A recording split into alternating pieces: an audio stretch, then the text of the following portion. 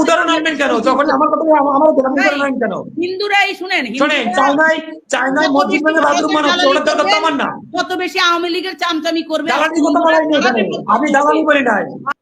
আপনি আমাদের পালস বোঝেন, আমাদের দাবির সাথে আসেন, আমাদের কি কারণে বাংলাদেশ সংখ্যালঘু নিরাপত্তা নিশ্চিত করা যায়, কি কারণে বিঘ্নিত, সেখানে আপনি আপনার বুকে আমাকে জায়গা দেন, আপনি বুকে টেনে নেন, আমি আপনার হই। আমি কেন এত কিছুর পরে আওয়ামী লীগের কাছে যাই? আমাদের সংস্থাটা মানে মানে ঐক্য পরিষদ, পূজা পরিষদ, কল্যাণ ফ্রন্টের মতো বড় সংগঠন না। আমরা বিবেকানন্দ জীবন আদর্শ নিয়ে গবেষণা করি এবং সেই সাথে আমাদের দেশের কোনো দলের পক্ষে না, কোনো দলের বাইরে না।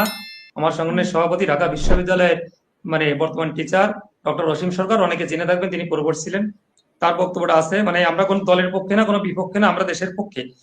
আমাদের পক্ষ থেকে আমাদের 21 জনের সদস্য যে যেখান থেকে যার লেভেলে পারছে আমরা প্রতিবাদ জানাইছি। বিশেষ করে ভারতের রিপাবলিক বাংলাকে আমি চ্যালেঞ্জ করলাম, বাংলাদেশের অনেকেই জয়েন করছে, আমার মতো প্রতিবাদ কেউ করে নাই।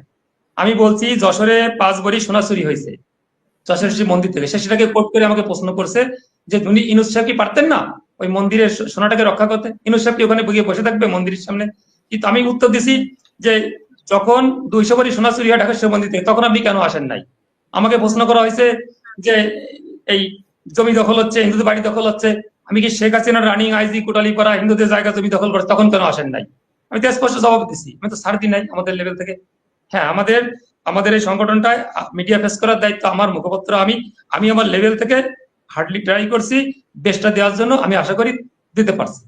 আমরা ছাড় দিই নাই। একটা ভুল সংবাদ, ভুল তথ্য কোথাও দেখলে আমরা সেটা আমাদের যেখান থেকে যার যে ভেবে, এমনকি ফেসবুকে দেখলেও আমি বলছি এটা রং। মাত্র গত সপ্তাহে বাগেরহাটে বিএনপি 2 গ্রুপের গন্ডগোল হয়েছে বাগেরহাটের সদর উপজেলার বিষ্ণুপুর ইউনিয়নে। সেখানে বিএনপি নেতারা এক নেতার আরেক বাড়ি আগুন ধরাই দিছে, ছেলেরা ফেসবুকে পোস্ট করা দিছে হিন্দু গ্রামে আগুন।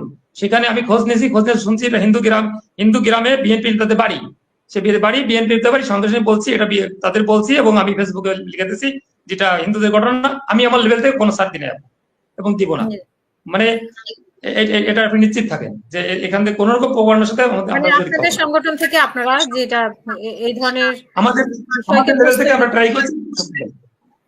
মেধা আপা, আমি কিন্তু শুধু বলে আপনাদের আমলে, আমি যে ঘটনাগুলো বলছি আওয়ামী লীগের আমলে, আপনারা সেটা উপস্থাপন করতে পারেনি। আপনাদের এখন মিডিয়া নেগেটিভ উপস্থাপন করতেছে, আপনাদের এত কর্মী জবাব দিতে পারতেছেন না। রংপুরের ডিআইজি ছিলেন, এটা নাম কি হয়, ওই জেলার এসপি ছিলেন বিপ্লব সরকার, যার পরে ডিআইজি করছে। ডিসি ছিলেন একজন হিন্দু। এবং আরো রহস্য হলো যে থানায় আক্রমণ হয়েছে রংপুরে, সে থানার টিওরও হিন্দু ছিল। তা আপনি যে বলেন হিন্দুদের সব জায়গায় দিয়ে, তারা কি হিন্দুদের রক্ষা করতে পারছে? এই যে হিন্দু যে এমপি ছিল, তারা কোনো নিজেদের হিন্দু দাবি করছে? এগুলো সাথে আপনি এইগুলো যায় না। আমি যে উদাহরণগুলো দিচ্ছি সেটা জবাব দিলেন না। যে আমাদের যে মন্দিরগুলো আক্রমণ হয়েছে সেগুলো তো পলিটিক্যাল ছিল না। আমার বাড়ি বাজার যেন করুন এগুলো তো উত্তর দিতে পারেন না। 1.2% মুসলমান জায়গা পায় না। আমাদের দেশের 96% মুসলমান হওয়ার পর প্রশাসনিক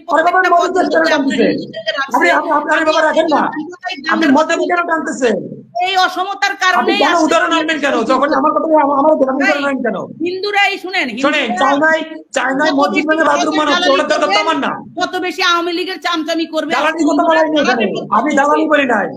আপনি শুধু ভুল বোঝেন, এর জন্য আপনার দলের অসংখ্য নেতা কর্মীদের আপনারা ই করছেন, বহিষ্কার করছেন, শুধু আপনার ভুল বোঝার কারণে। সঠিক উত্তর দেন আপনি আমাকে। আপনি বারবার উল্টো পাল্টা উত্তর দেন আমাকে, সঠিক উত্তর দেন আপনি আমার।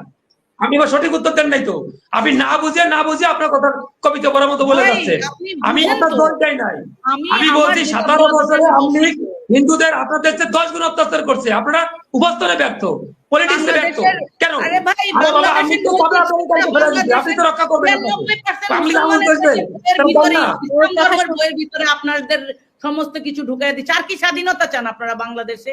সবই তো পাইছেন শেখ হাসিনার আমলে। তাহলে এগুলা বলেন যে আপনারা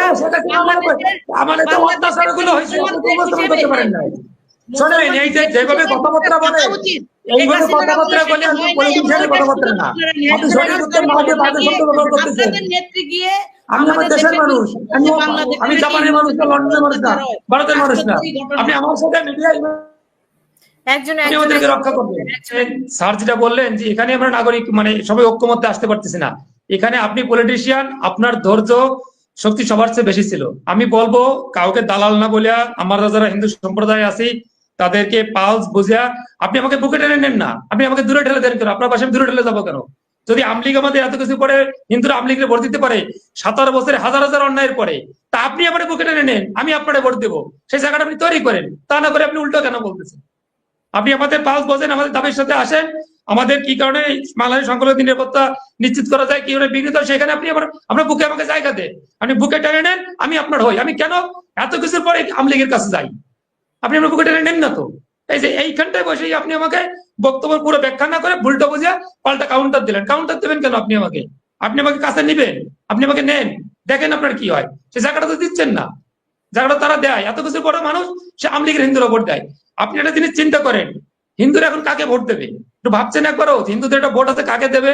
সে ভোটটা কাদেরকে দেবে? সে ভোটটা আমলিগ নির্বাচন করলে আমলিগকেই দেবে, কারণ সেই জায়গাটা তৈরি করতে হবে আপনাদের। তৈরি করতে না পারলে আপনাদের দল। আমি বলবো আপা, যে ঐক্যমতের কথা আমরা বলি, স্যার যেটা বলছেন যে এখানে হতে পারতেছি না, ঐক্যমত্যে আসেন দেশের সাথে, আপনি আমাদেরকে বুকে টেনে নেন, আমরা আপনাদের সাথে থাকবো। ধন্যবাদ আপা। আপনাদের